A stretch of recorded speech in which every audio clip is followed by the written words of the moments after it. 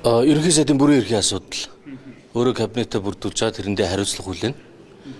Тэгээд зарим нь бол боломжийн салбарт аваа явуучих хүмүүс байгаа бах. Ер нь зүгээр өнгө бодог нь бол тийм алга ирэм харагдаж байна.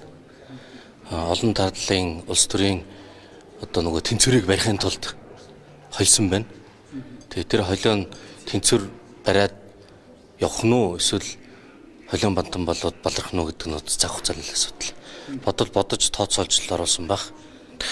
Ер нь үүдийн дотоодоо байдлаа хотын тэмцээд нэг мэрэгжлийн байх гэдэг асуудлыг огтулч өгөх нэг филмүүдээс яваад байна. Салбарын дадлгаж байгаа сайд нарын хувьд яг энэ оноосон яамтын хувьд ингээ авах гэдэг тухайн хүнтэй ихээр нийцтэй байх юм гэж энэ асуудлыг хариулж байна шүү дээ. Одоо сайд нар чинь айгүй олон биз дээ. 10 уруунд багтахгүй бараг 20 уруунд багтахгүй болчиход байгаа учраас энэ тэр гэж хэлэхэд бол үнэхээр хэцүү байна.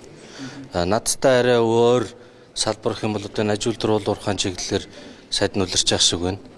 Нэг ихлүүлсэн бодлого нь одоо тэр нэг хуулийн ашигт малтмын хуулийн өргөн барьна гэд бас домог боллоо. Энийг хурдах өргөн бариасаа хүлээлт их байгаа.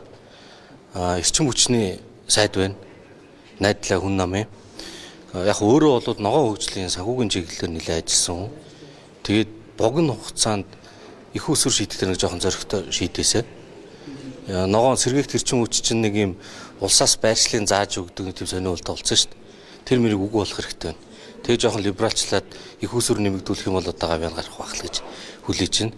Тэгээ бус нь бол янз бүрийн сайд салбарууд байна. Сайдын тоо бол ер нь эвтрээ олон байна дөө. Тийм болохоор тэрний нэг гэж хэлэхэд үнэхээр хэцүү байна.